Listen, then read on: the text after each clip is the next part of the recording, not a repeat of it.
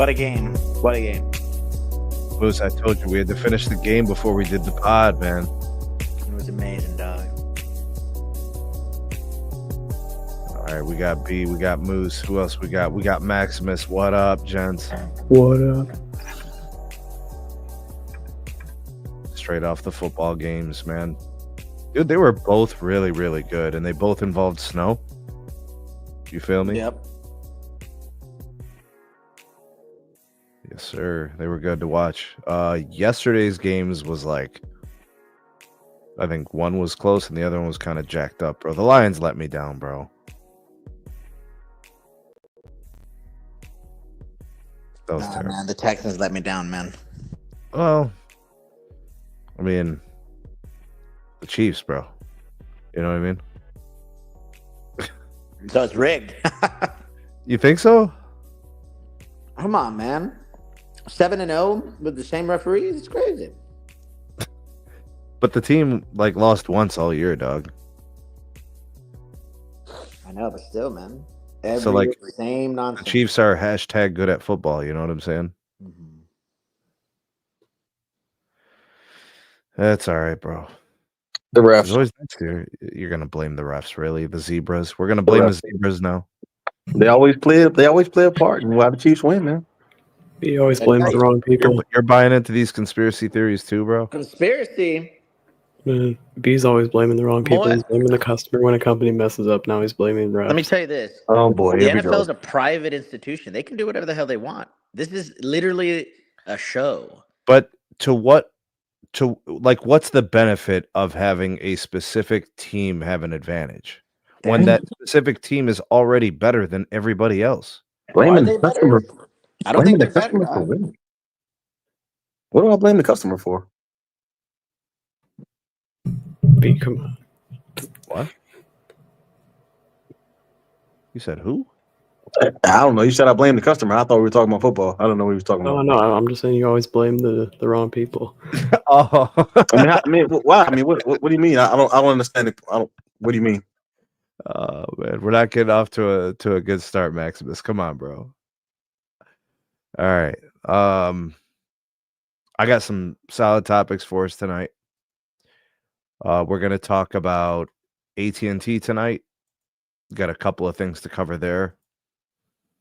By the way, really quick, Chacha, to finish up what Max was saying, I think he's saying that if you didn't like the show, then don't watch it, and then the ratings go down. Thus, they have to change something, like MLB.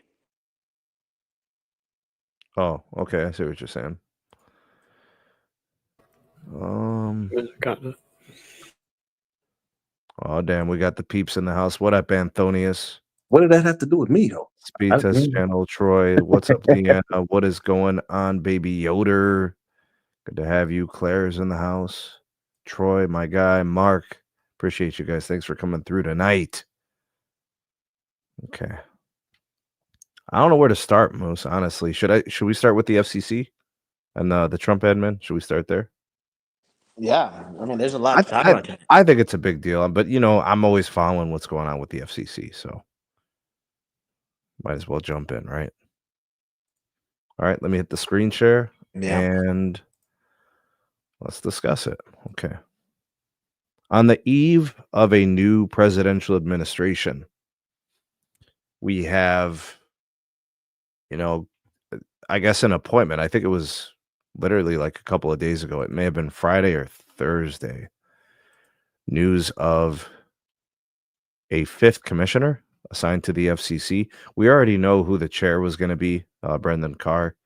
So, I don't know. I guess in typical outgoing administration fashion, whoever's leaving is probably going to talk about how awful things are going to be and how great they were when they were there. They don't want to make it seem like things were bad when they were there. So that's happening. And then a lot of praise around the nomination of Olivia Trusty. When I read the article from Monica, it was just a lot of good vibes.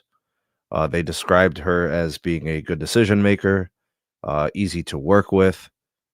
Not always the case when it comes to agencies, so that's a good signal that you're going to have someone that works for solutions and wants to do all the right things.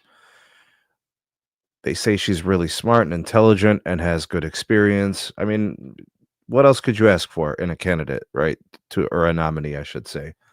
You want those kind of qualities. So that's encouraging. Whether or not you like a certain administration it's your decision and all that. But just looking at the FCC, we want a better FCC than the last one. The last one had all types of issues. 2.5 years without a fifth commissioner. We had the FCC Spectrum Authority taken away from them. We had the FAA problems and the Department of Transportation. It was just a bad 4 years. I mean, it also included the pandemic, so I don't want to overlook that. It just was not a good 4 years. So I always like to look at it from the perspective of when something's really bad, the only way is up, right? So hopefully that is indeed the case, but you want to be better than that even. You want to push things forward, progress, wins across the board, making good decisions. I think most importantly, and I think B definitely has kind of spoken to this before, we want perennial changes that are going to be good for the industry and good for the customers that the industry serves. So whether it's in home broadband or it's in mobility services, we want everybody having what they need for the country to be strong and better than it's ever been. Everybody perceives the United States to be a trailblazer and a leader internationally, and we want to be there. One of the things that's probably going to be really, really important, Moose, is going to be spectrum. And probably the first thing the FCC has to figure out is how do they wrestle away some of that 3 gigahertz from the DoD and get it over to the MNOs. Quick question, Sneed. Yeah. Perhaps I wasn't aware.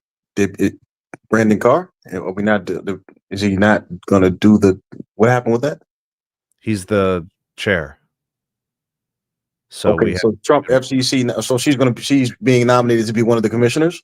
Yes. Right. Okay, understood. Okay, my bad. Okay, continue. My apologies. Yeah. Thank you. Yeah, sorry if I didn't make that clear. It's Brendan Carr will be leading the commission as the chair, replacing Jessica Rosenworcel, and then that would leave an additional seat open as a commissioner. So they're nominating Olivia Trusty, which I believe is good for the go. So understood. Okay. So Olivia, does she have Democratic affiliation or Republican affiliation? I believe her most recent positions has her working for Republican offices. Okay. Moose, do you know anything about this woman? I haven't done my research yet. Okay. Just wanted okay. All right. Yeah. Mm-hmm. Okay. So I think Ohio, she served, I don't know if it was a congressman or a senator.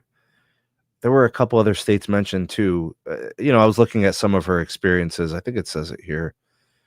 Yeah, congressman, Republican, Ohio. There was another one. I don't want to misreport. There was one other one. But anyways, this is the big thing here. It's the 3 gigahertz situation. It's wrestling the spectrum away from the DoD. And all indications are that Trump is tasked with making this happen. I don't know how. It's going to be tough, man, because they've been really dug in on this 3 gigahertz thing. They really don't want to give much of it away or any of it away. They'd rather share it, but you guys see what happens when you have to share spectrum. You get CBRS. You get low power, DoD, the 3.45. While it is, in my opinion, a pretty good spectrum asset, it's still not C-band, right? With respect to power levels and value and all those things, when you look at the money that it raked in, compared to the C-band piece. So look, I'm not here to tell you that things are going to 100% for sure going to be better than the last 4 years. I just thought the last 4 were so bad. There's only room for improvement. That's my position.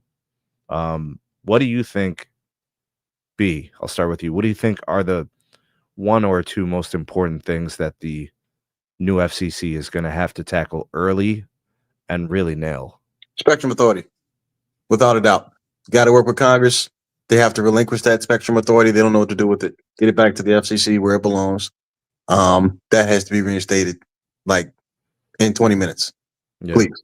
Yeah. For Christ's sake, let's get back to the business of serving the American people. Please. Facts, bro. Facts.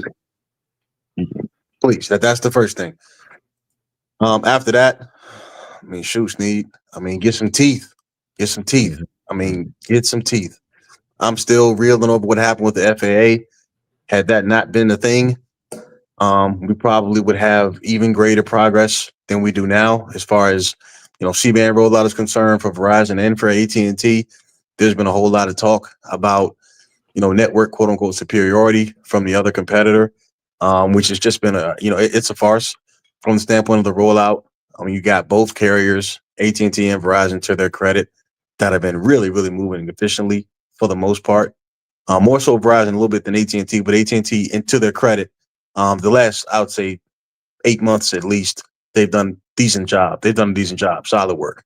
So, I mean, you got both of these carriers that are really, really doing good work as far as rolling that stuff out. But we wouldn't have had to been here if we had an FCC that, was capable of standing up to some of their peers, particularly the FAA, and defending the industry as far as, some of the false accusations that came out during the pandemic with respect to C-band. They had no credibility at all, those accusations. And they cost both AT&T and Verizon, mostly Verizon, billions of dollars in productivity, billions of dollars in recognition, billions of dollars in PR. It was ridiculous. Period. I mean, I think you bring up a good point. The Spectrum Authority should not be with those folks. I mean, it's just not their thing. They don't know that thing. So I agree with you there. That's probably priority number one. And then from there you get into the technicals, right? Just the business of what the FCC does. Moose, jump in, man. So what was the question, Chacha? The first thing that Brendan should do? What's the priority? What's the first thing? Maybe second thing, most important thing, that type of stuff. I think the first thing we got to do, guys, enable this concept of if you need a cell site here, build it. Just do it. Nike. Seriously. The environmental BS so make is sure the path make sure the path is without obstructions. Not just that, but you have literally small communities and HOAs and all this other nonsense that are prohibiting innovation. Ajit Pai did a pretty nice job of trying to tackle that issue. I think he hit the tip of the iceberg, but I think there's still more work to do. So that's a good point. Yeah. But those are the first things, other than obviously, I'm going to say it. Charters for sale. Oh, mergers and acquisitions. This is going to be interesting. No. Charters for sale. No. And the chances of somebody buying them are very high.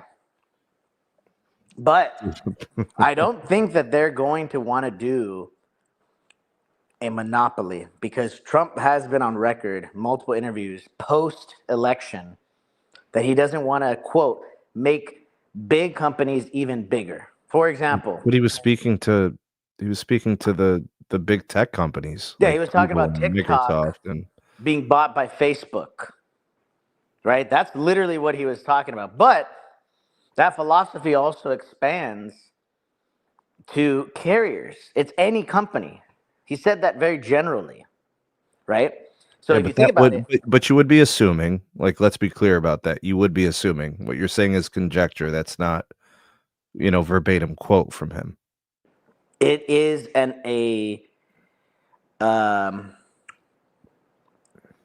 it's a very how do I say this?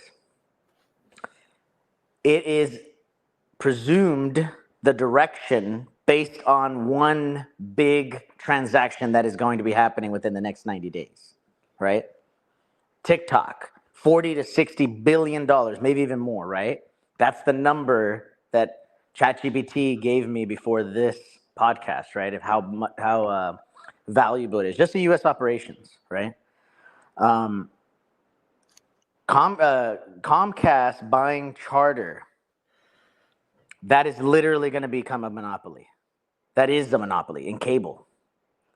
Because if you think about it, almost everybody in America has one of those two options. Almost everybody. It would be the biggest telco in the country. Right. Exactly. Well, home broadband and also enterprise. Would the DOJ let that slide? Would they let it go? Well, they let T-Mobile Sprint go. I mean, who knows? I mean, Yeah, well, does Xfinity and or does Comcast and Charter have their own Marcelo?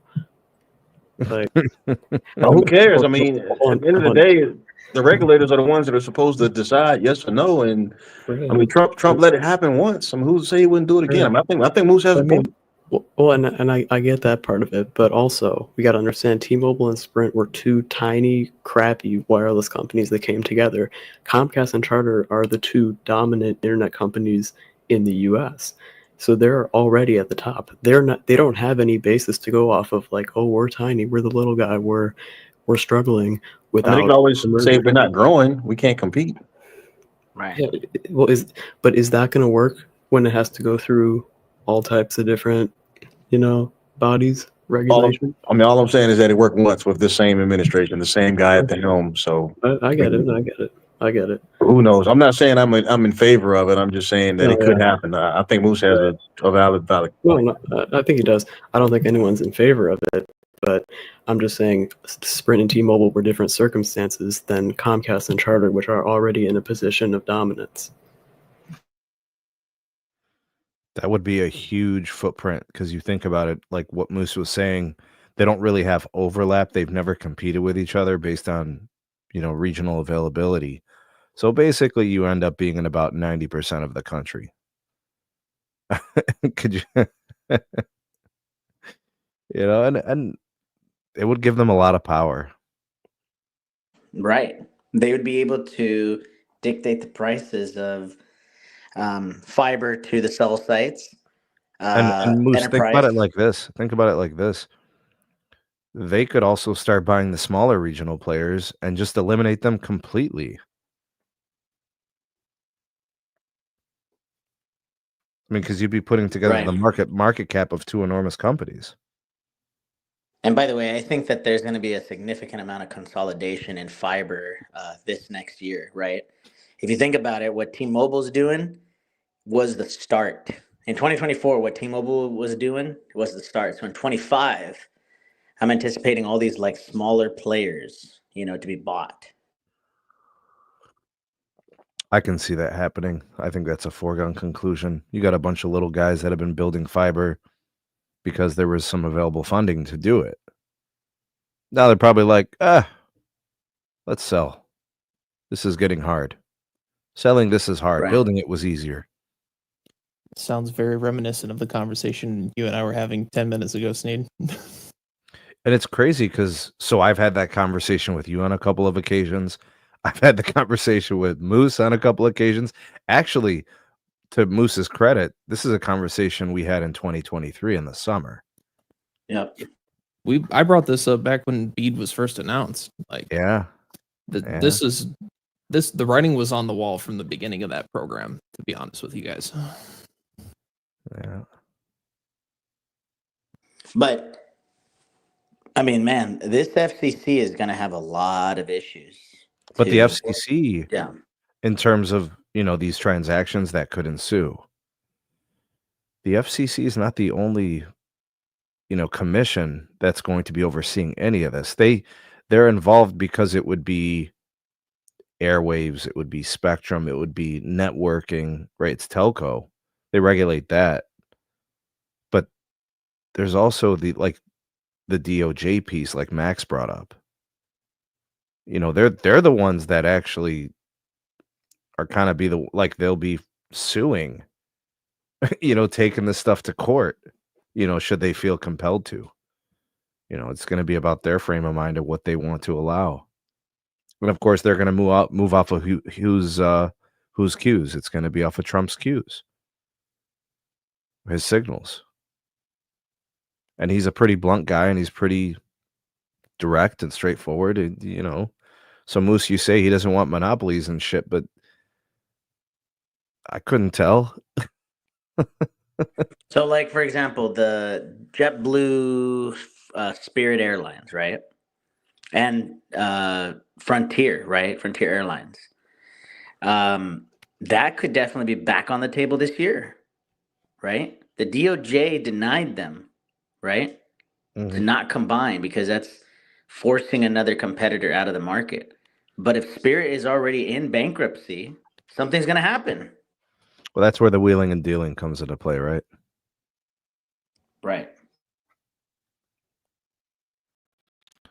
We shall see. It's a good topic. We're going to have to wait and see how things unfold. Oh, and here's another big question mark, right? So if TikTok got banned, right? Because of foreign ownership, right? Is T-Mobile US owned majority stake by Deutsche Telekom, who 30% of Deutsche Telekom is owned by the German government? You see? We've been talking about this for a long time. But they do play nice. I mean, there's different levels to this. You know what I'm saying, Moose? I mean, I don't think our country is concerned about Germany as we are China. Exactly. I mean, come on, dog. You got people downloading Red Note now as we speak. You know. Hey, I downloaded that. It's pretty funny. I'm not gonna lie. Some of the posts on there are pretty funny. I don't even want to touch it. But now TikTok's back, so you don't even have to. I did it more for the meme, just to kind of see what the hype was about, you know. Still pretty crazy. Like, I mean, you know, that was TikTok was banned with Republican and Democratic approval. I mean, it was like a bipartisan thing. I don't understand why there's so much disdain. I mean, the whole Congress said we should do this, and then Biden said, "Okay, I'll sign the bill." I mean, well, I don't get it. Do you want to know what's crazy about Red Note? Is it's everything the Chinese government thinks TikTok is, or everything the American U.S. government thinks TikTok is. It's actually like Chinese owned. It actually censors stuff that China doesn't like. It's like actually a threat. So what's interesting, right, is a lot of the libertarians were upset that TikTok was getting banned, right? You know, all 7 of them. Right. Hey, I'm libertarian. Chill out, bro. No, you're not. No, you're I'm not. number 8. All right, chill out. Number 8, yeah. But go ahead, Bruce. Go ahead, Bruce. Right. No, but what I'm saying is, right, that, you know, we have to be very cautious now, right? This same situation could be with an app that's owned by the Saudis or an app that's owned by Lebanon, right? Or an app that's owned by Israel. Who knows, right? But the whole point is that if it affects national security in any way, they will force your hand to sell. Absolutely. So that's the key right there. National security. If hypothetically there's a situation where the German government goes too far left and Trump doesn't like it and they can't do, you know, a good negotiation, immediately they're going to put something in place where U.S. telecommunications companies cannot be owned by a foreign nation. They're going to say something like that. That would be I great. could easily say that. Easily, not only say that, but it could happen. It's plausible. We get to the super chat real quick, Moose. Yeah, Green, appreciate the super chat, man. $10 breaks the seal. Thank you, man. Salute to you. Anyway, on the panel, going to get the S25 series when it gets released. I'll probably get it, most definitely. I just don't know if it'll be a S25 or an S25 Plus. I'll probably make that decision. I'm gonna get. I'll be getting it. Ultra. I'm gonna get the Ultra. Yeah, I'll probably be getting an Ultra or maybe also a base model because right now I have the S24 base and the S24 Ultra, so I might just upgrade both. If the S25, the regular one, has all the same internals, I'll get the S25. Where somebody was speculating that it might not get the new modem and chipset. So if that's true, then I'll have to get the higher tier one. But in terms of significant difference in cell performance compared to the S24, significant being your operative term there, I don't know what significant means to certain people. To me, significant usually happens over 2 years. Yeah, we're not seeing these year-over-year generational improvements like we were when between like the 20 and the 21 and the 22. It's kind of leveled off. So yeah, so Gary brought up the point about the QAM. That's going to be there, but it's been there. You know what I'm saying? And you might get some improved antenna performance. So like your signal quality might improve on an edge cell type situation if maybe you live on an edge cell or at work. You know, that could possibly make a small difference. But I mean, maybe if you're coming out of an S22. Yeah, I mean that's what I'm replacing it with. And Yeah, you have to remember dunk, right? Yeah. Yeah, and you have to remember that just because a phone supports a certain feature doesn't mean it's going to be supported on the RAN side. So, Depends on the carrier, depends on the vendor. There's a lot of things. Right. So buying a phone specifically for a feature like 1024 QAM may or may not yield you an increase in performance, but I mean, look, I have an S24. I'm still on 3 carrier aggregation on Dish. You know, like, so I'm not connecting to any additional carriers. Sometimes it's only 2 carriers, you know. And also, the other thing that Samsung is notoriously known for is that only the Ultra series gets the the latest Wi-Fi chip, right? Hopefully that changes this year, right? Because Wi-Fi 7 is now starting to become more mainstream, more in the everyday modem. I mean, we saw it at CES. They came out, Asus came out with a AI Wi-Fi 7 router, right? Um, there's some budget ones that Walmart has for $100, Wi-Fi 7, right? So from TP-Link. So there's definitely, opportunities to upgrade not just the cellular connectivity, but the Wi-Fi capability.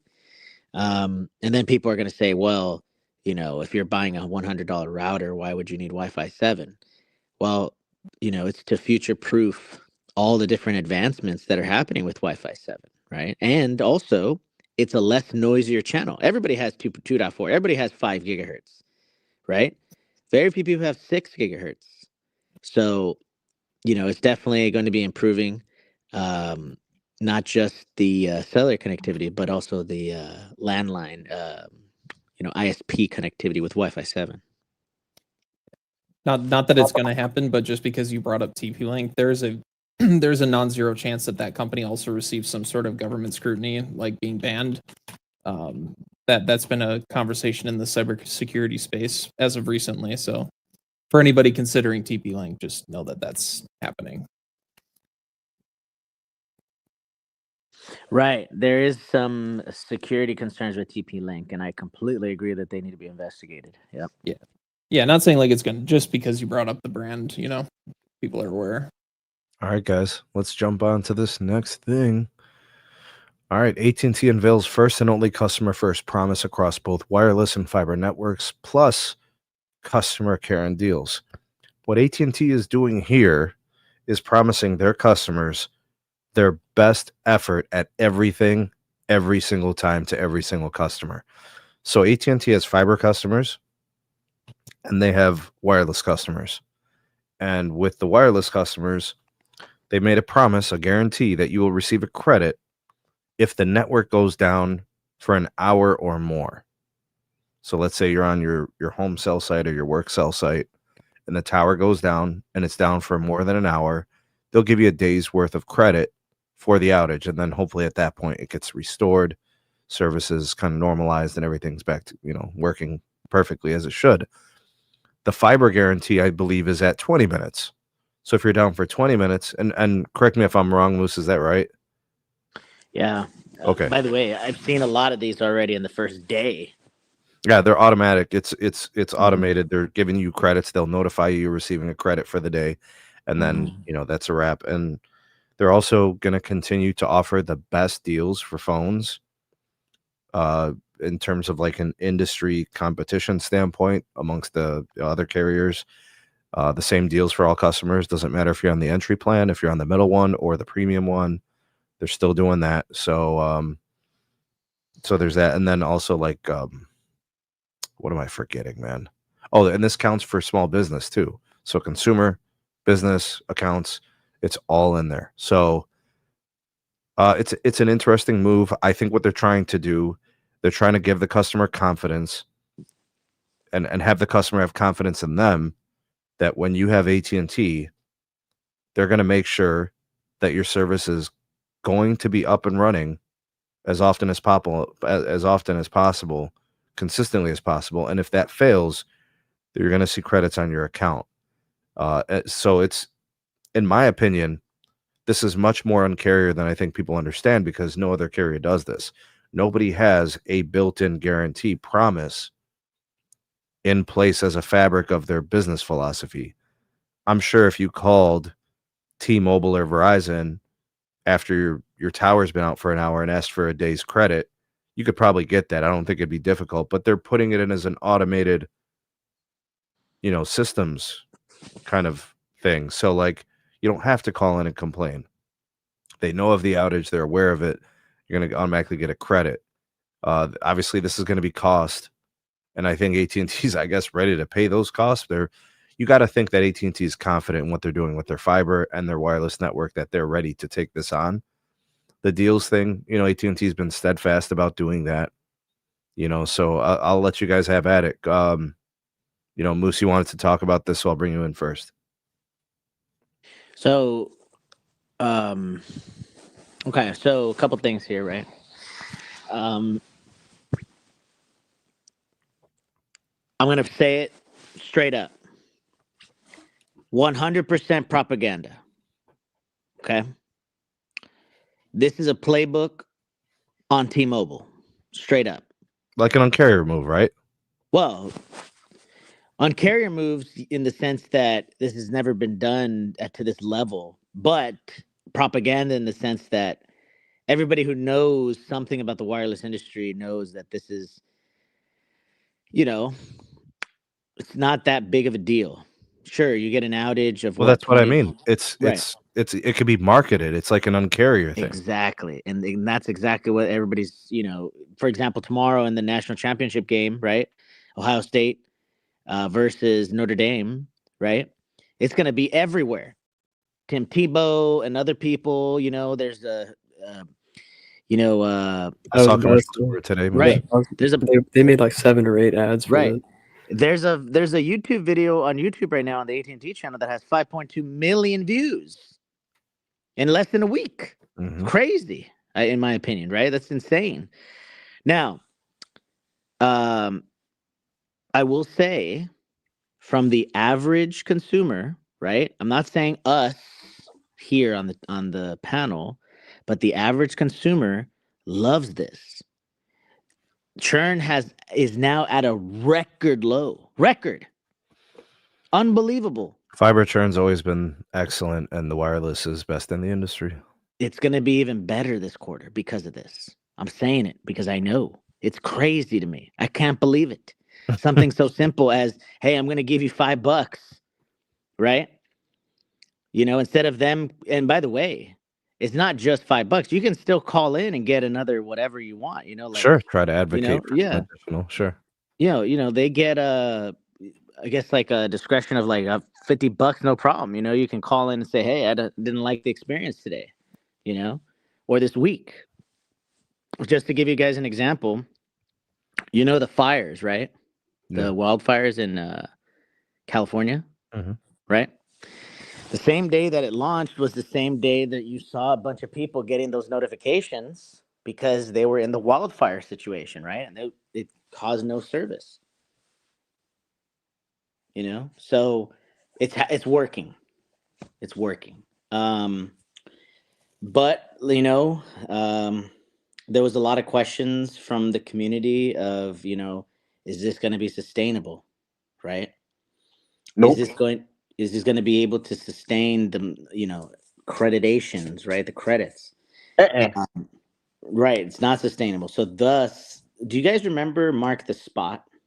That app? Yeah, I do. Right? Yeah, the app thing where you could put Right. in where the trouble for the network was. Right. Where you would put your location where you have bad coverage and blah, blah, blah. And then it would send a notification to the engineers of that market, the local engineers, and they would document it saying, hey, there was even on the internal, RAN platform, all the mark the spots, all the reported issues. So guess what, ladies and gentlemen? This is the next generation of Mark the Spot. Why? Because as soon as you get that drop call or as soon as you get that issue with SOS, right, where you have no service, it will immediately tell the RAN engineers in a same kind of format, hey, these are all of our issue areas. This is all of our problem areas. We need to fix this because if not, we're going to be constantly getting all these credits giving out all these credits. So I feel like this is what every carrier needs to be doing, is having this automated way of not only representing where the issues are, but fixing them, right? Because if they don't fix them, they're going to be spending thousands, hundreds of thousands of dollars potentially. Mm-hmm. I think the best part about this whole, first of all, great move by AT&T to do something like this. I think that's very consumer friendly, and I think it addresses a huge pain point, because I'm sure a lot of people wanted to, ask for credits or ask for some sort of compensation for the outages that have happened. But like, the big hurdle there is calling customer service. You don't want to call customer service, sit on the phone for hour, 2 hours just to get what, $10-15 potentially. Like, awesome stuff from AT&T. But at the same time, sustainability is questionable, and whether AT&T will continue to sustain something like this long term. You think there's a terminus? There's a point where they do away with this? I think so. How do you do that, by the way? Are you just going to send out a notification like, hey, you remember that guarantee thing? That's over. Well, that's what I'm saying, though. Like, I think what'll happen is, and this is just And me, what message does that send, EM? Well, so here's what AT&T will do, and I'll put money on this. They will change the parameters for what qualifies as a outage that's deemed worthy of a credit, and they will continue to mess with those parameters and those types of thresholds to the point where only very select few outages will qualify for an They'll just create more, like they'll just move the goalpost or whatever. That is the T-Mobile playbook. Yeah. Down to a T. Down to a T. Yeah. I guess I'll just say my opinion quick, because I actually have firsthand experience with this. So it's an objectively good thing, right? Giving customers credits when the network's down. My first reaction when I saw this was, this is kind of a quick reaction to maybe some decreasing customer trust in the AT&T brand. But, it's a good thing. I'm not going to shoot them for it. Yeah, this is something every carrier should do. Now, if you follow me on X, you might know my AT&T fiber was down yesterday and also half of the day before on Friday. So, lucky me, I get a credit. Well, so I go into the Smart Home Manager app that AT&T makes me use. It keeps telling me to reset the gateway. It keeps not working, so they schedule a technician to come in. Technician came, was there all morning. Turns out some critter underground chewed up our fiber cable. And found that out. Took a couple hours to find that out, and so they reinstalled a temporary line. So now we got like a fiber cable above ground, just kind of sitting there until they either install a new line. Yeah, just sitting on the ground around my house for a little bit until they can either bury it or install a new line underground. But our fiber's back up. It's working. Now, what's interesting is they had the technician guy come, and then they had this other guy come, and he brought his little iPad with him, and then he went up to my kitchen while the technician was downstairs working with the fiber stuff installed downstairs. And he said, all right, I just applied that bill credit for you. And then he just tried to upsell us on AT&T Wireless for like 10 minutes maybe, even though he saw on our account that we used to have AT&T Wireless and no longer did. So they sent the technician to fix it. It took him all morning, but he did fix it. He did a great job. They sent this guy here just to basically upsell us on stuff. So that's my little story for AT&T fiber fixing, but they did fix it. They did say they would provide us a bill credit. So, Max, did you learn why people like fixed wireless access? Is that what your experience was? No, hold on.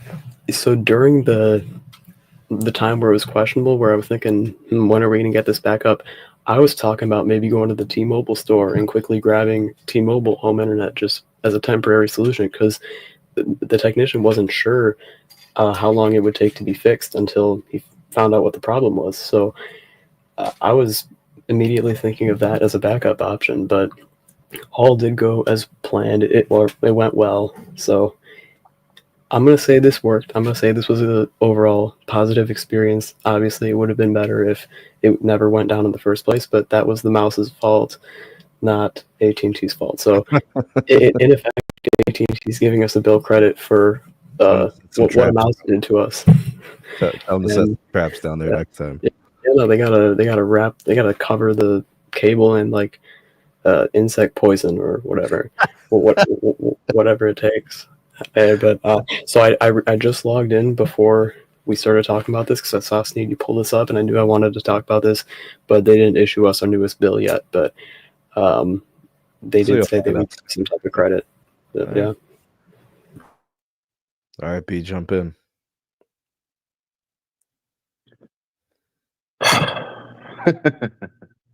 Well, I think everybody has made good points, and I definitely acknowledge and I agree with much of what's been said. Just like what Ian was saying, I think Moose said it too. I just question how sustainable this is. I do think this is very gimmicky. More power to them, man. At this point, if this is what it takes to maintain whatever lead you have in churn, the delta is 0.11% between first place and last place among the three MNOs.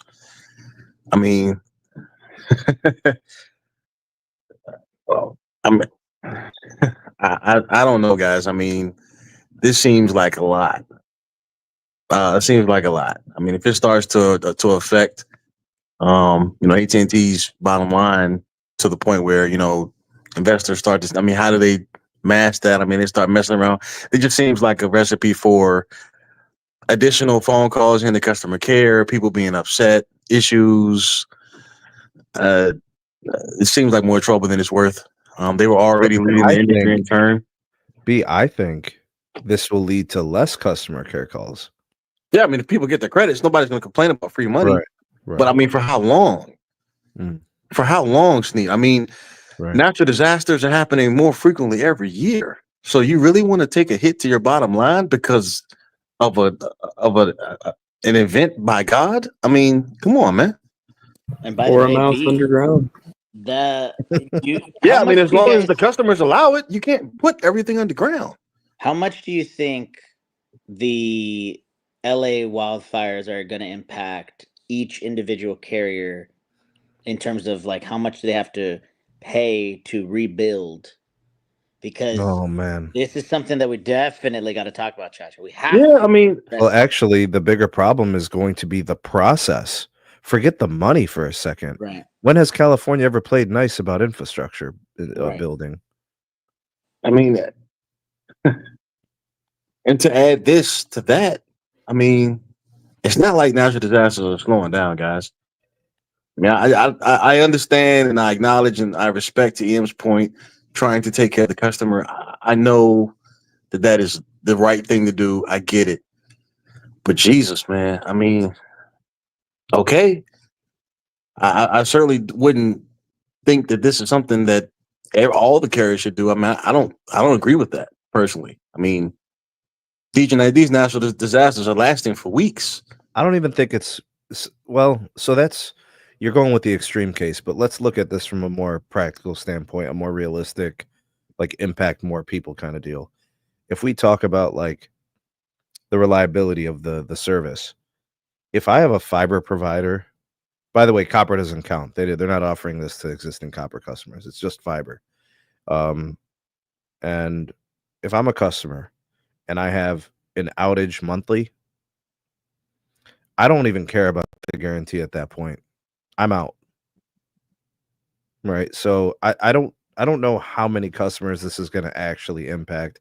I think it's for that just occasional one-off where something happens that's unforeseen, couldn't be predicted, fiber cut, and AT&T is going to have it repaired within 24 hours. That's not how AT&T marketed it though. I mean, they trumpeted this to the rooftops. So this doesn't seem like a one-off thing. I mean, they want all their customers to know this, which means now that's the standard going forward. Don't you think they looked at the number of outages that they average within all these regions and were like, yeah, we could do this. We're basically selling this. I mean, I'm sure they did. Yeah. I'm sure they did. But I mean, at this point, they're just reaching for whatever they can find. What's the most reliable wireline network technology? Fiber. And all these cell sites basically have backup power. And fiber cuts are, I mean, they're usually repaired within not an hour, Sneed. Under a day, though. But not an hour, Sneed. Right, but it's under a day. So if these customers are getting a credit for the day. Yeah, but how many customers we're talking? I mean, one fiber cable can be supporting tens of thousands of people. Well, I'll put it to you like this. AT&T left New York, which we're going to talk about in a second, because they didn't want to offer 20,000 people $15 or $20 internet. So that's not why they left. What do you mean? The people that would have qualified for $15 or $20 internet was about 20,000 people. For $15 for what service? It was the service, not just the cost.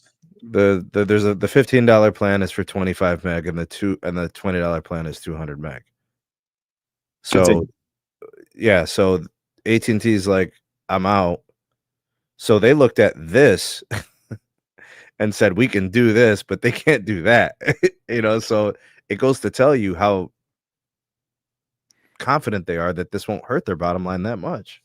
So be it. Hey man, more power to them. I mean, I'm just a guy. I'm looking at it from the calculus. I'm looking at it from the business calculus. Like they looked at the cost to actually do this campaign and said, yeah, let's just market this and do this. I mean, I think they took a risk. I mean, shake it up, roll the dice.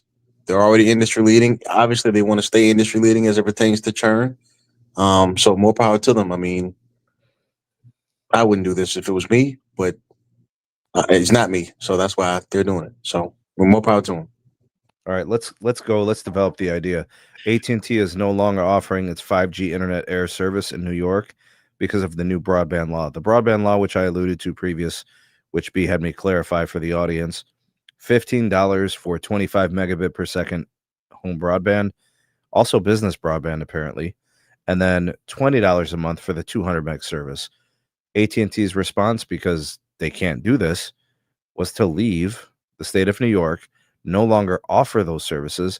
For what it's worth, AT&T does not offer a wireline option in the state of New York. Verizon has Fios. I know Comcast is there as well. Probably some regionals, of course. But all indications are, and this is also true of Starlink, they don't want to offer their services there either. The problem for sure is the 200 meg plan for $20. That for sure has to be the problem, because even at the $15 price point, to give a customer 25 meg may not be any skin off their back. It's just too taxing to a mobile network that's being secondarily utilized for home broadband to just be $20, 200 meg. And also one thing that's not in that article, Chacha, is this. If somebody qualifies for the $15 or $20 rate plan, and by the way, this is new information since we last spoke. If somebody qualifies for the $15 or $20 plan, you have to give them that internet service, regardless if T-Mobile is, maxed out in that cell site sector, right? You have to give it to them. So that's so they can't deny service because of congestion. Correct. This is too difficult to do over the wireless network. It's just too much. Right. It's too taxing. Right. EM, jump in. I don't know. I can't I can't necessarily blame AT&T for not wanting to do what they're being asked to do. It's wireless network capacity is finite, regardless of whether Verizon or T-Mobile want to admit that. So, if it's not feasible, it's not feasible. And I think AT&T is a company that's large enough and has enough resources to make that decision on their own. Hey, Ian, is the Attorney General Letitia James going to go to the FCC and say, let's get AT&T some more bandwidth? Can we do that? You think she'll do that? No, I think there's going to be enough people that look at AT&T and say, "Hey, we've given you all this free spectrum, and you still don't want to offer broadband services." I was thinking the same thing. You've got enough, mate. We want this. Yeah, and that's a good point, Sneed. I mean, they've gotten so much free spectrum, they've gotten so much free subsidy. You'd think that they'd have a wireless network that could handle something like this, and clearly they don't. So where's that money going, dude? They're about to get 4.9. That is a thing. That is not in question, dog. That is going to happen. Man, this is just AT&T being AT&T. But here's the thing, though. Those folks, those lawmakers in New York, they don't even know what AT&T has been doing, receiving FirstNet. They don't know anything about that stuff. These people are so ill-prepared to make deals, to advocate, with good intentions, like understanding how the industry works. Like, they're just there to be disruptive. They're not really there to make shit happen. You know what I'm saying? I mean, to them, I'm sure they think they're making shit happen by making these types of laws, but like, they don't know what it takes to build a wireless network. So how do they really understand what they're doing? Dude, they told Starlink the same thing. Starlink, literally satellite service, bro. People used to get half a meg from satellite. Right. And like we kind of talked about when we were on the phone earlier, if this was a scenario where it was similar, if not identical to ACP, where these ISPs were getting a kickback from the government to offer that service at that price. Well, that was my solution. Right. So this would be a different funding from the state to pay for half of it, right? Right. So if that's at play, this is a completely different conversation. But if they're just being mandated to offer this at a certain price, they basically told them, if you want to play ball here, you need to offer this.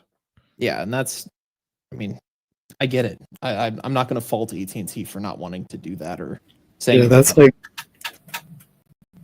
that's like socialist on the New York State's part. They're calling it price regulation, right? Right, and that's socialist, or even communist. I mean, and I don't like to just throw those words around, but I mean, it's the government telling a company what price they can sell their product at, and it's not any money that's coming from the government. So we can all agree that it's violating the whole concept of capitalism? I think so. Go ahead, B, jump in. I agree with AT&T on this. I think they're well within their right to pull out. I think what Max said just now is 100% accurate. This is an overreach. The federal government, state government, local government, you cannot tell a private company how to price their product. Now, where did they do that at? Don't you feel they're distant from reality in this too? Like, it's not even close? Well, it's typical New York stuff. I mean, it's what they do. I mean, I don't understand. I mean, it's like, for whatever. I mean, does the country think they're getting bad service or something like that from the telecom industry? $30 work, B? If it was 30? You can't tell. Like, you can't do that. You can't. I don't know. I mean, unless you're going to help pay, right? Unless you're going to subsidize service, correct. You cannot tell a private company how to like price their good or service. It's their good or service, or give them a kickback in taxes or something else. Yeah, like, man, if the federal or state government was so good at taking care of the consumer, why don't they do a better job with their own taxation, their own method of serving the American people? Nobody wants to deal with the state tax department any more than they do the IRS. Right. I'm sick of this, man. It's just ridiculous. Come on, man. AT&T is well within their right. Every time I turn around, you get the government talking about how horrible businesses are, and then as soon as you go to interface with the government, they are just as bad, if not worse. And how many times is the IRS giving you a credit back, Moose? How many times are they giving you a credit back when they screw up there? I mean, come on, man. I always owe money to the IRS. I'm like, Exactly. What They don't give you back a doggone thing. Who are them to tell anybody about how to manage customer care? They don't know anything about it. And so we come to this particular point here, and I'm supposed to believe that this is the right thing to do. 200 for 20. Okay, so here's the outcome here, right, B? The people of New York now have lost a competitor. They're out. So if this was really about getting folks connected, you just hurt them. AT&T wasn't going to leave until this law.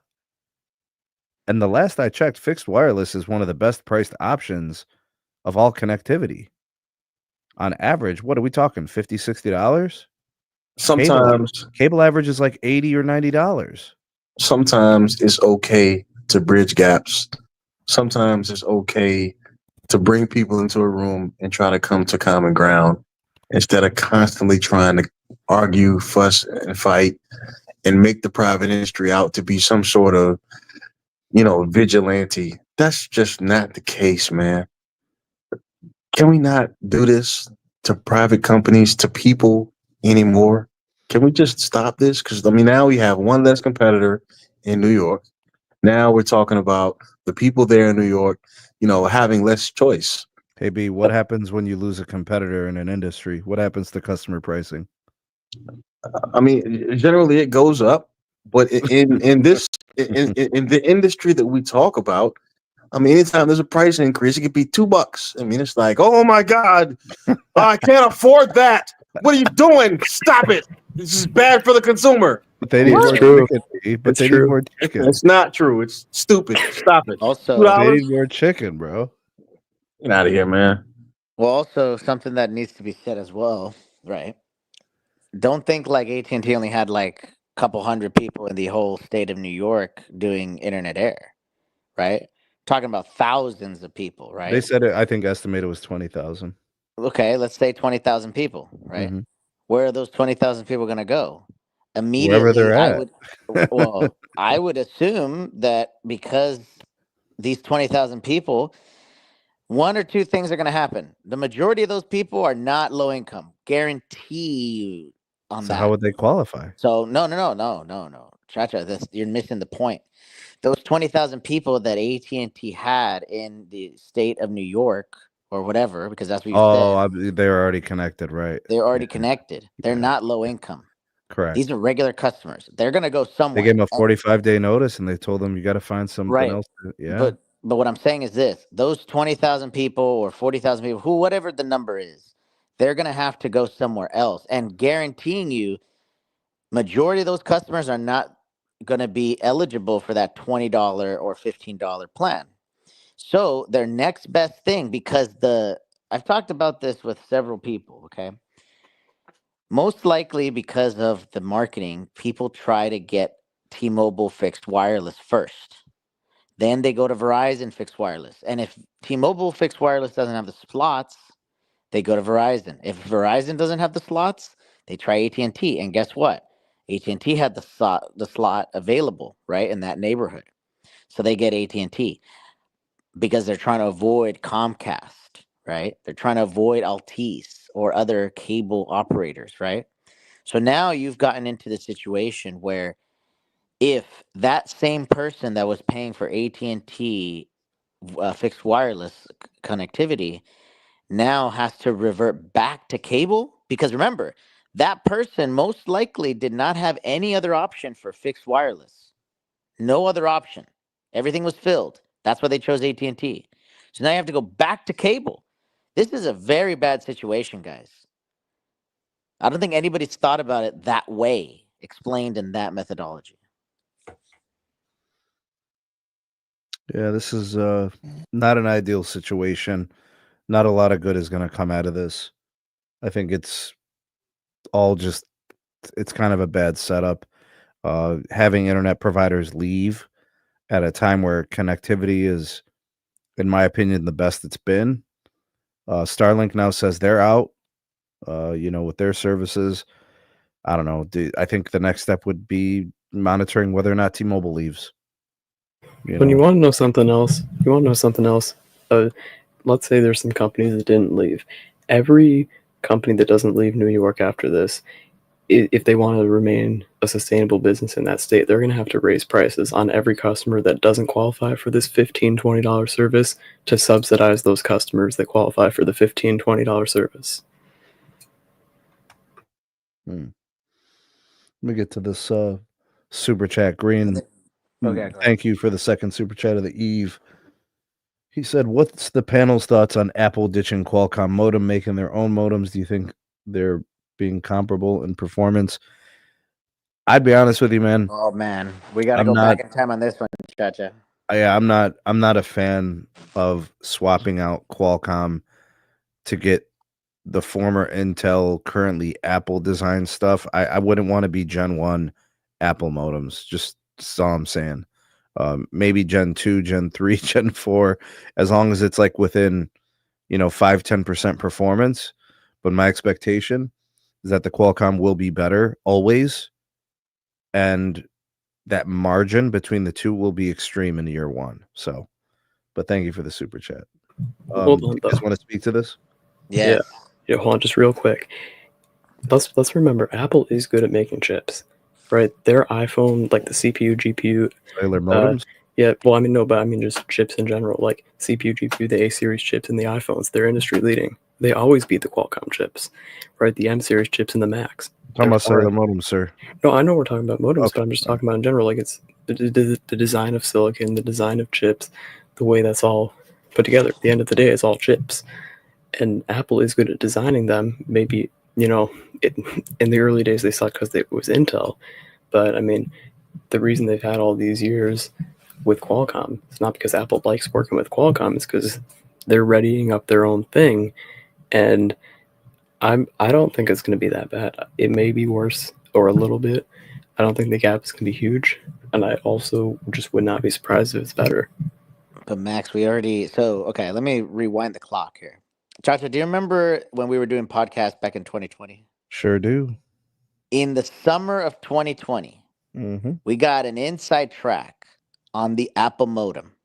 And what percentage, Moose? How close was it to Qualcomm? It was a 8 to 10% differential between the Apple modem and the Qualcomm X60. Remember, they were testing the X60, which, by the way, right, the X60 is on which modem right now? Which phone right now? It's on the iPhone 13 series, the 13 Pro series, right? That X60 was a very interesting situation because, to Max's point, yes, the silicon architecture is going to be the best energy efficiency of all time. It's going to have the best battery performance compared to Qualcomm. However, Qualcomm has patents that Apple cannot break, right? Or else they'll be fined significant amounts of money. So you're going to have to be able to do the same things that Qualcomm modems have been able to do for years in a less robust fashion. And what I mean by that is 5 carrier aggregation on 5G could be a patent. I don't know. I'm just putting this out there, right? Beamforming technology, right? When you get the beamforming to the UE, right, to the device, that could be patented by Qualcomm as well, right? The Qualcomm millimeter wave antenna could be patented, right? So they have to make a millimeter wave antenna, or what they've been saying in the reports is that the latest iPhone that is going to have the Apple modem is going to actually not have a millimeter wave antenna because it's cheaper for them to deploy it without it, and they don't have to design for it. That's the second piece. Well, yeah, it's going to be the iPhone SE moves, and the iPhone SE has never had millimeter wave. Right. Yeah. But remember, right, all the U.S. carriers have millimeter wave. They need millimeter wave, etc. But my point is this, right? it's probably going to be, again, between a 5 to 10% differential. And also, right, it's going to be on the cheaper phones. To your point, the SE model, right? It could even be on the standard iPhone 17, standard iPhone 18, right? Because those base models, they don't need all the pro features, including the modem. The modem doesn't need to be the best. The people that buy those phones honestly just want the cheapest possible thing, possibly a free phone if depending on the promotion, right? So they don't care what they're getting. If they cared what they're getting, they should get the promo version of the phone. So, anyways, and then one last thing, Chacha, on the broadband situation for New York City or New York State, right? So you now have Starlink potentially pulling out, right? They said that they're not They into it. requested a waiver. Okay, requested a waiver because Yeah, but they're satellite, not going to get it. New York's not going to right? give it to them. Right, they're not going to give a waiver. No. AT&T is going to pull out. I have a very strong feeling, based on credible sources at the Magenta company, that the way around it for T-Mobile, which, by the way, T-Mobile has a lot of customers on fixed wireless in New York State. Okay, the way that they're going to get around this is that they're going to put a bucket, like a data bucket cap on these $15 many and gigs, $20. That is very interesting. It could be anywhere between 200 gigs and 500 gigs. But as soon as you hit that bucket gap, or sorry, the bucket cap, right? 1 megabit. You're going to be crawling. Yeah. You're going to be done. Right now, T-Mobile has a backup internet plan which includes 130 gigs, which they say is enough for 7 days of usage, and they sell that for I think $20 or $10 if you have a T-Mobile phone line. So basically, as a backup to another internet service, and that's it's basically a hotspot line, right? well, it uses the T-Mobile home gateway, but it's 130 gigs of data per month that you get. It's like $10-$20 because they're kind of banking on you not really using it, but so they're already kind of selling it cheap. So I could see T-Mobile complying more compared to other companies. All right. Good stuff. Let's get to the last story. Verizon is raising prices for customers with multiple lines and older plans. All right. So we dropped the story when it came out. I want to say maybe Wednesday or something like that. What's being reported is current My Plan customers from Verizon that have 5 or more lines will see a monthly $3 per line increase on their bill as early as February 20th. Also impacted are the no longer available new Verizon plan, small, medium, large, XL, and double XL varieties, with their single phone line rates going up $4 per line per month. Those with multi-phone line accounts will have rates increased by $15 per month, while data overage fees will also increase from $15 to $20 per gig. So price adjustments, price increases there. We know that Verizon has been kind of dabbling with a new administrative and telco recovery charge. That was, I think, not last summer, but the summer before that. And then they increased a couple of other fees. They did the plan change, kind of changed like the whole like do more, get more. All that stuff went to the My Plan situation.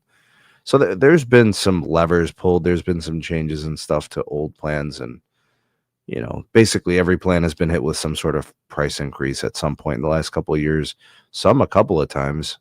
So stuff's happening over at Verizon with respect to accounts. So if you're a Verizon customer and those things are there, you might see a little bit of a bump to your bill. Don't be surprised. Verizon probably sent the communication by either email or text message, so you'll know if it impacts you and how much your bill will go up to. All right. Let's start with Moose on this one. Moose, what's your take? There's going to be a rude awakening for a lot of folks that switched over to Verizon in the last quarter and this quarter. You know, I was talking about this with Tyrone, and he mentioned something very interesting. He's like, anytime Verizon says that they're going to grow 2% in service revenue, this is exactly where they're talking about, basically, right? So you're saying they're Um, squeezing the customer to get to that metric? I think that, Tyrone made a very good point when we were talking that the only revenue growth um, that is guaranteed from Verizon is this every year raising the price on their customers, because every year for the past 3 years it has happened. Wouldn't you agree, Chacha? We've had documents on this, right? Yeah, and what's kind of come with some of that has been elevated churn. Right. And by the way, I have multiple family members that are leaving Verizon as soon as the S25 is available because they're done with Verizon constantly raising the rates. So it's like, and by the way, unless you're going to get the phone in the promotional period, only the ultimate plan is eligible for the maximum amount of credit. Even today, right? I was looking at it for a couple family members, right? They were comparing the differences in the plans, and they were like, "What the heck?" Even the middle plan no longer has the $1,000 off for the iPhone, nor for the any other promotion, right? That wasn't the case just a couple of weeks ago in December, right? In December, the middle plan was eligible for the maximum benefit. So they retracted on it, right? So, it is what it is, right? Every plan is eventually going to be, $3 more expensive. I know, B, you mentioned that that's not that big of a deal, but when you have 6, 7 lines, that's a significant amount of increase, right? Yeah, 7 lines. some people have Yeah. showed a $15 increase, some 20 something. Right. It's that's about the range I think it's going to impact folks Right. You know, on the account level, right? right, in the account level. So I mean, I'm telling you, like, for some folks, $3 for one line, it's not a big deal. However, when you multiply that by, let's say anywhere between 5 and 10 lines, that's a significant increase for a lot of folks right now. That, you know, we are seeing an increase in credit card debt. So where are they going to get this money from? Who knows? I think it's scummy to raise prices at all. And I've said this before, anytime carriers raise prices, like you raise prices for new customers, it's whatever because the customer didn't agree on that price. But as soon as you already have a customer that agreed at one price and then you bump it up on them and then you kind of bank on them not knowing or not caring, that's kind of doesn't really sit well with me. But what makes this particularly kind of crappy is this is customers on their newest plan. These are supposed to be Verizon's most valuable customers that they treat the best. Like, all right, you raise the price on the old plan to bump them Well, up Max, and get let me them on ask the you new this. plan. Max, let me ask you this. It really impacted the accounts that have 5 or more lines. Like, Right. what do you think about that process? Like, why do you think they decided to go that route? Because it's not going to impact anybody else. Because basically the rate's the same. Let's say you've got 4 lines. Well, now the person who's got 4 lines on their account is paying the same per line than someone who has 7, right? So Yeah. it was a benefit to have more lines on a per line basis. They went that route. What's your take on that part? It's just it's kind of scummy. Kind of not much more to add than that. I mean, again, I understand I still don't like it, but if you're going to raise prices on customers on the old plans, you want to get them on new plans, whatever. Maybe you're not making as much money off the old plans, whatever. But the fact that this is supposed to be Verizon's most valuable customer. This is a multi-line account, right? 5, 6, 7 lines on the newest, best plans, right? These are the customers that Verizon should be treating like royalty, right? They should be giving these customers foot massages, but they're doing $3 extra per line here, or whatever it is. I think it's $3 per line. Did you say it was? Yeah. So it's kind of Verizon spitting in the face of the customers that are supposed to be their top priority to treat them right. Like some customer on an old data bucket, it's yeah, maybe that's more debatable. I mean, when I first saw the data bucket thing, I kind of thought, okay, well, if you're still using a data bucket, you kind of deserve it. But then I came to my senses and I was like, all right, the customer's already on a data bucket. They obviously don't care. You're kind of taking advantage of them. So, well, kind of my take on both sides of crazy that. to see the data bucket plans. It's still like we're still in action. That was just wild. That was like a rude awakening. Yeah. Tech, jump in, man. I'm not a fan. My bill's going up by a considerable amount. Are we talking like 20, 30 bucks? Yeah. Yeah. I think the biggest problem I have, and this is just my unfiltered opinion. The reason why this one's staying so bad is because there have just been so many incremental price increases from Verizon over the last couple of years. It's like $2 here, $3 there, $4 here, $4 there. And it's when you take a step back and you look at just how much your per line cost has gone up over the last just 2 years, it kind of stings. And I personally don't understand it. Can I follow up with this? Do you think there's an arbitrary number that Verizon has decided from a churn standpoint? They're just like, all right, we'll live with this much churn. So we'll pull this lever and we'll just, if customers are coming and going a little bit, we'll live with it. Do you think there's some of that happening? Because like right now, like technically they have the worst churn in the industry. So they're and then it's kind of volatile, like with respect to competitors. So like, do you think maybe they kind of looked at this and said we could probably get away with this? This shouldn't impact our churn too much.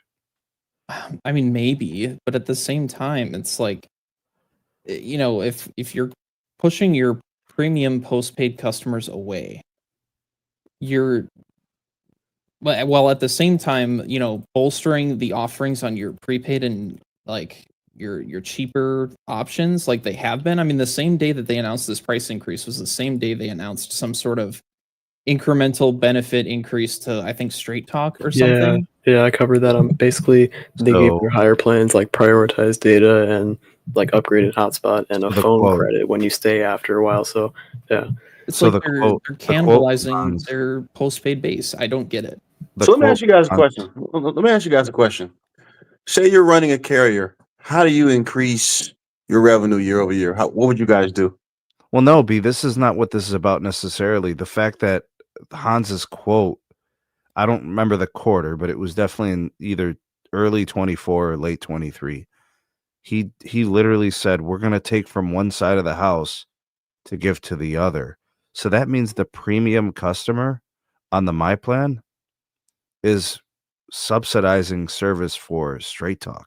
Well, yeah. I mean, everybody. I mean, that's pretty much industry knowledge. Postpaid is always subsidized prepaid, so that hasn't changed. But so what would you guys do to increase revenues at your business if you were running a telco? What would you do? Offer new products and services. Okay, yeah, so marketing, better deals, better products, just genuinely offering the customer a better experience. I mean, do we want to play the $17 game again? I mean, we already have. That's kind of what we did. So to you guys' point, Verizon, AT&T, and T-Mobile have all been very, very much promotionally active. So pretty much $1,000 off phones, right? Giving away Xboxes, discounting perks. You can't get streaming services cheaper anywhere else other than Verizon. If you go to the promotional activity has been high in the industry. With respect to customer care, there's been things talked about ad nauseum in order to improve those things. Sneed had the video that came out about how customer care, increased, for example, at Verizon and other places. So there has to be some sort of improvement that's happening in that space as well. I mean, I don't know, guys. Last year, T-Mobile raised prices. AT&T raised prices last year as well, and we're only in January. So who's to say that those two carriers aren't too far behind as far as raising prices as well? Yeah. At the end of the day, we have gone from 50 megs, 100 megs down being kind of the peak speed to 4 gigs in 4 years. Yes, there's going to be price increases, guys. Yes, it's going to happen across the industry. Yes, it's going to happen. I understand and I respect the fact that people have to mind their wallets. I What are you get it. saying to the guys that got band 13 only sites though? I mean, are they going to have band 13 sites for the rest of their lives? But they're not Are paying. those sites not planned to be upgraded at all? But they're not paying for band 13 only. They're paying for more chicken, and they're not getting more chicken though. I mean, they're not getting more chicken right now. I mean, they have a right to look around, Sneed. I mean, it's not that's true. Is anybody locking anyone into contracts? No. That's true. You're right. So with that being said, I think most of the carriers have a plan in place to upgrade their entire networks. Yeah. All right. Mm-hmm. I think most of the carriers have a plan in place because we're talking about Verizon. I'm going to focus on them right now. They have a plan to continue to increase the amount of people who have access to more products and services, to Max's point, because he said that's what carriers should do. Verizon's doing that. More people have access to files than at any time in that particular company's history. And they just purchased the company, Frontier, in order to expand another 25 states. I mean, I don't know what to say. I mean, they're playing in New York. They got like the little $20 plan for files forward. So they're matching. They're giving people. I mean, what, man? What? It's so. I'm gonna say this, and it's.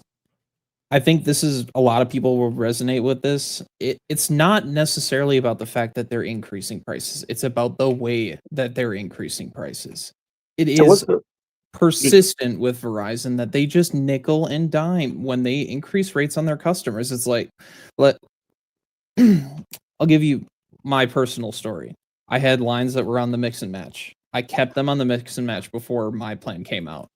And then, early last year or early 2024, whenever it was, we all got that email that said, oh, your old lines are going to go up by $4 a month.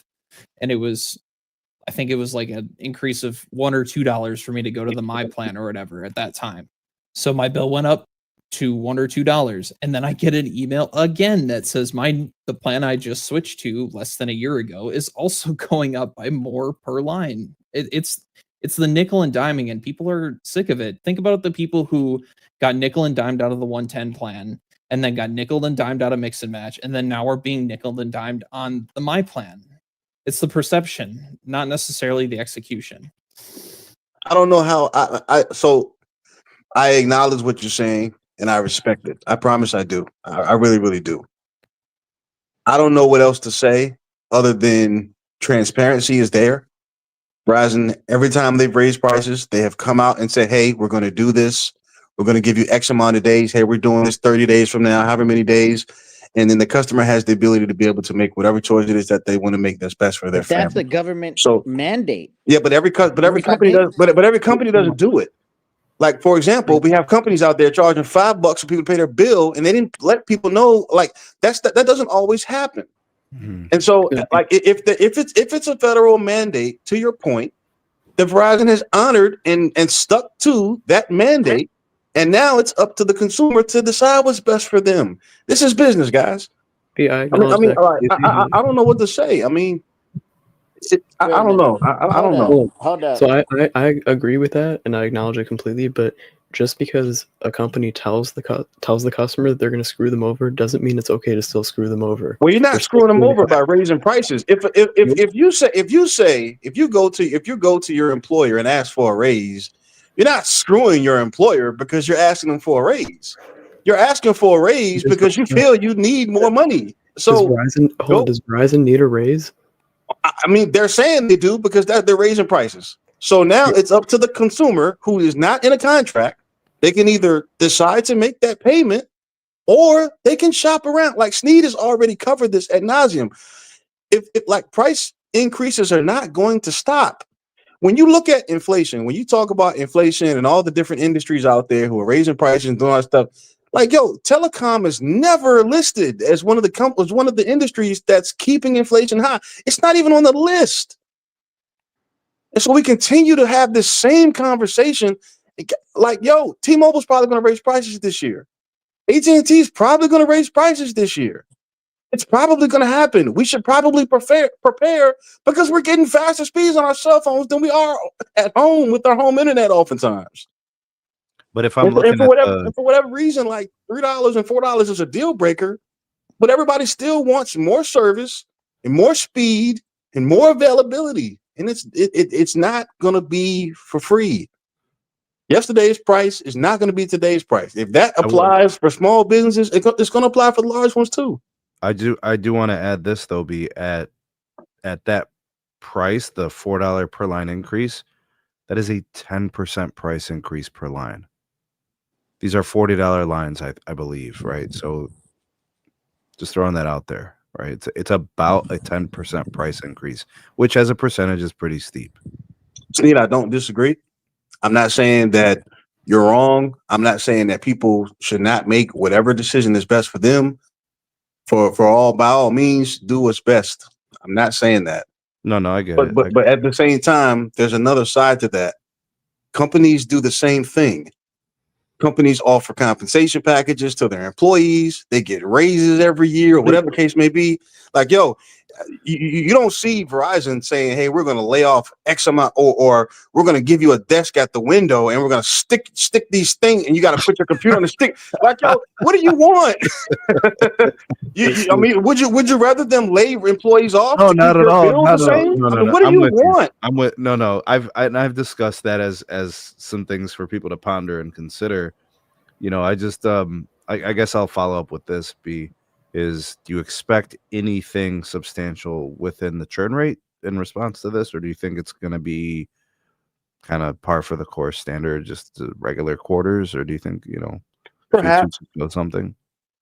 In my opinion, I don't think Verizon is trying to win churn by winning on price.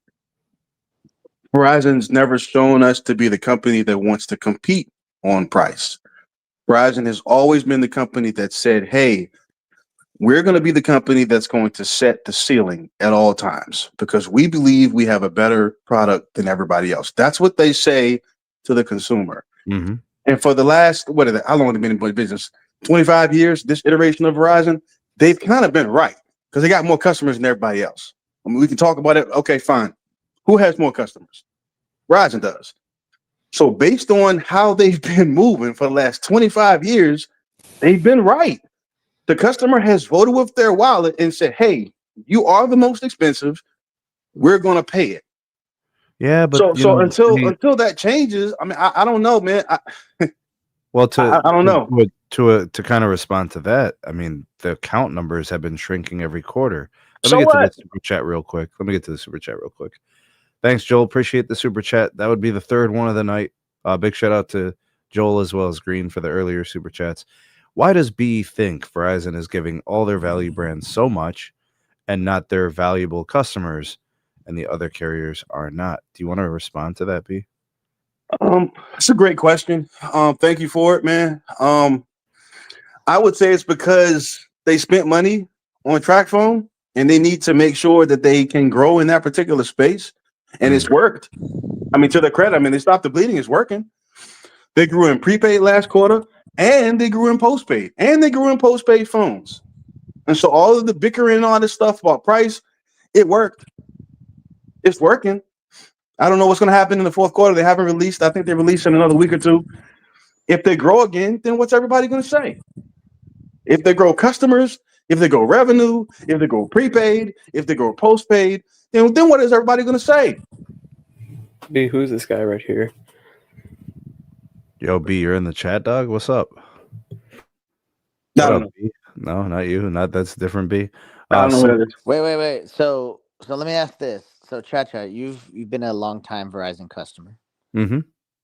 At what point do you say enough is enough? And you just did a video. Let me remind everybody.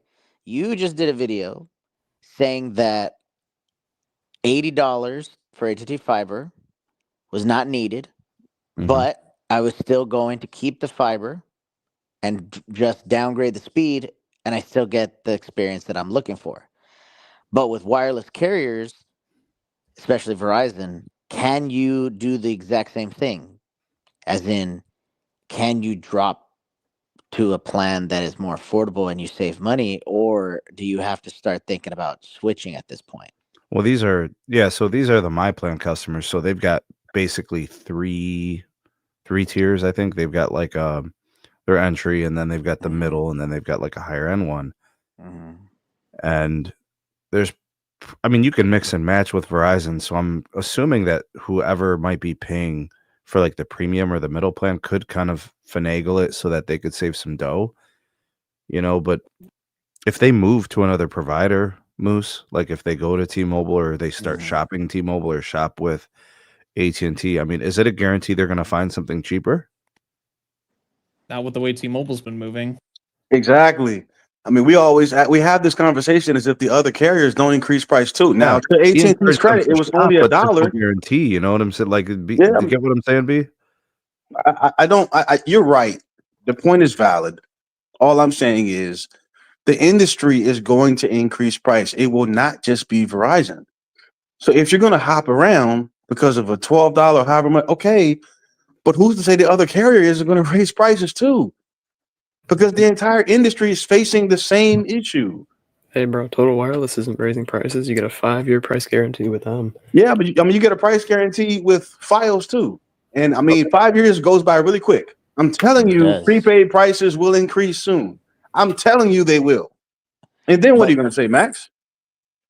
But Chacha, what I'm asking is, if you were in this situation, if you were in the My Plan, at what point do you say enough is enough?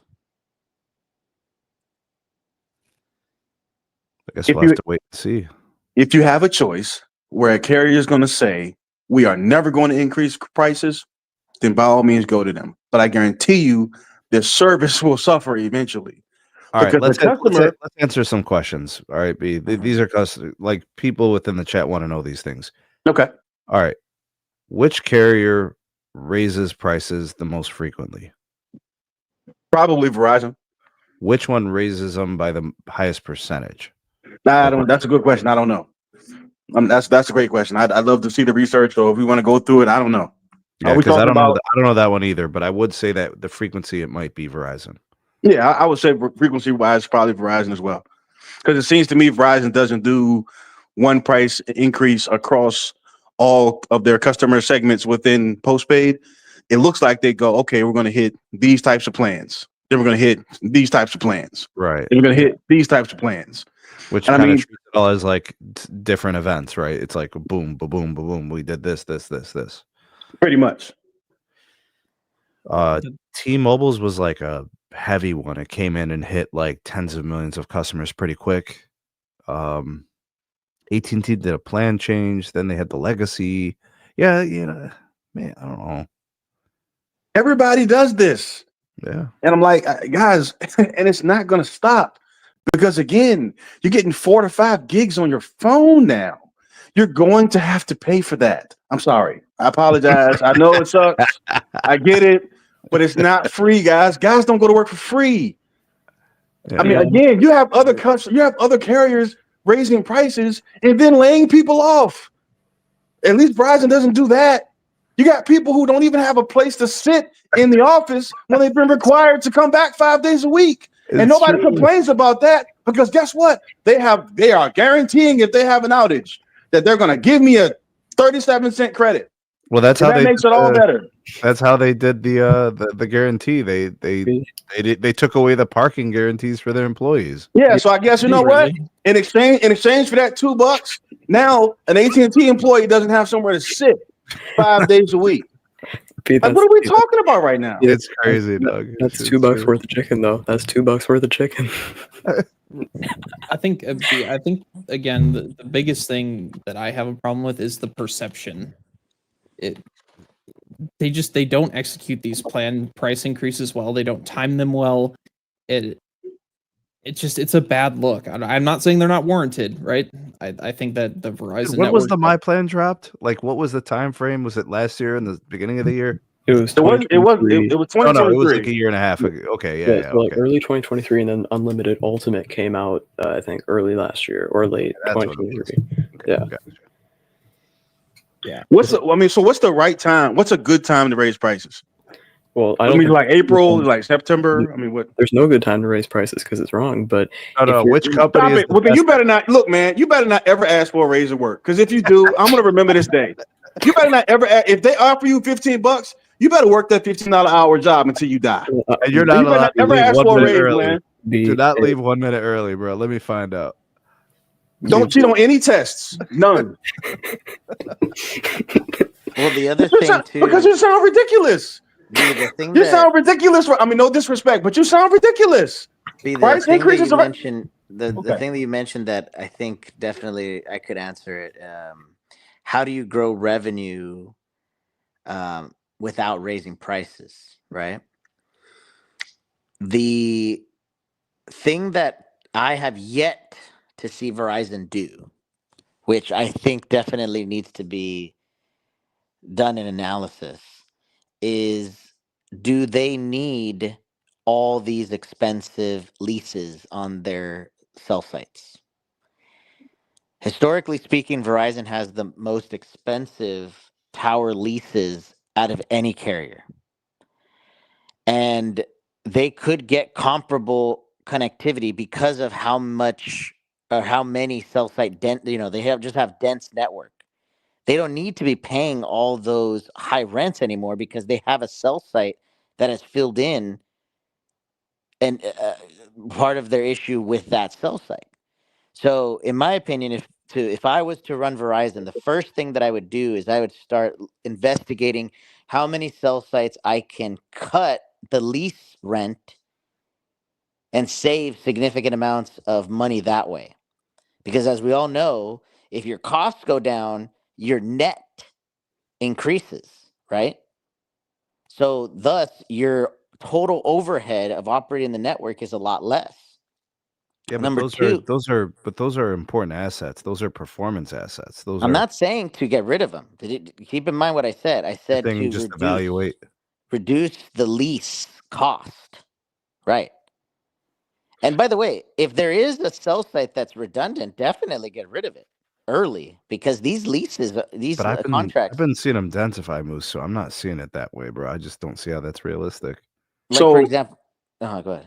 To that point, Moose, I don't know for sure, but you may be on to something because Verizon entered into an agreement with Vertical Bridge Right. in order to bring another alternative to the current model of leasing sites. Right. So it seems like they're already on top of that, and I'm sure it's going to take time before it hits the bottom line. Right. But it looks like they're looking into that already. Right. They need to look at, and by the way, Vertical Bridge is part of certain states, right? So yes, you are right. I'm not disputing That that was at all. definitely a strategic transaction. Yeah, for sure. That's right. That's what I'm saying. Like they need to do more of those cost-cutting measures internally. And by the way, the reason why T-Mobile has so much office space is because they did lay off a significant amount of people since 2017. And still raise Right. prices. Right. But AT&T has yet to lay off enough people to the same level as Verizon. Verizon is a much leaner employee company than AT&T. Well, And they weren't. T-Mobile is the leanest. But they weren't frivolous with the M&As like AT&T is. Like AT&T always keeps every employee that they know they don't need. Yeah, I still feel like there's a lot of fat. T-Mobile's the only one that, remember, they had to grow from the ground up in a sense, right? So they were at like what, 40,000, 50,000. Now they're at like around 80,000 employees. But Verizon's the next up from there. They're at about 100,000 employees, and AT&T still has like around 140 some thousand employees. And there's still a lot of trimming that they have to do. But I will say this though, the other thing that I would look at is the ways that I'm getting my backhaul. Right? Maybe I can get a better deal, similar to what T-Mobile got, by shopping around which ones will give me the best price for the 10 gig port. Right? That's something else that needs to be addressed as well. Maybe certain millimeter wave nodes don't need 10 gig or 5 gig or whatever. Or alternatively, those millimeter wave CRAN could get a different fiber provider and it'll be cheaper and it was the same experience. That needs to be addressed as well. Well, Verizon, like it's all to my dark knowledge, fiber anyways. yeah, it's and it's owned. Much of it is owned by Verizon. 50%, yes. It's over 50% now. I think it's like 53 or something like that. So I mean, Yeah, but and a lot of the 47%. leases are probably under contract. So I And mean, they can be broken if it's cheaper. If it's cheaper, right? The other company will be able to facilitate it. Look at what T-Mobile did. That's going to make it messy, Moose. I don't know about all that. I mean, if they have a good relationship with those providers and the cost to break the contract gets calculated into it, I mean, would they even really be in a better position? I don't know. Well, and if you're talking specifically about millimeter wave, the only cost-effective way to build millimeter wave is to run the fiber to the nodes yourself. Sure. Like, I mean, T-Mobile will pay a ridiculous amount of money to whoever can provide fiber to their small cells when they eventually have to do it, whether that be Crown Castle or Crown's trying to get out of the business, dog. Right, but they that's don't what even I'm want saying. to own fiber. The only cost-effective way to densify network is to do it yourself. So I think that point is kind of moot, But Verizon could do a better job of monetizing their assets. That's for sure. I don't. Well, how? Every time they try to monetize, we got to go into a monologue about why price increases are immoral and inhumane. I mean, when I say monetize, I mean a panel, bro. What do you mean a monologue? Come on, bro. I mean, I'm just saying we got to hear like Max talk about how people are wrong because they want a raise at work. I mean, what are you talking about, man? When did I say that? I want it's the same thing. It's literally the same concept. It's the same concept, man. We've always said that Verizon is a leader, not a follower. But yet they don't do some of the same things that, like, for example, T-Mobile does. I think the T-Mobile backup internet plan that they offer is a fantastic product. I don't know why Verizon or even AT&T haven't delved into that space yet. It's basically free money. What is it? What is it? Backup internet? What does that mean? So if you don't have T-Mobile home internet, you have some other ISP like Comcast, Charter, whoever, they will sell you a backup internet option that you can use if your regular provider goes down at a reduced rate. And it has like some data cap or something stupid. Yeah, but I mentioned it earlier when we were talking about the New York thing. It's 130 gigs of data, and it's like $20 or $10 if you have a T-Mobile phone line.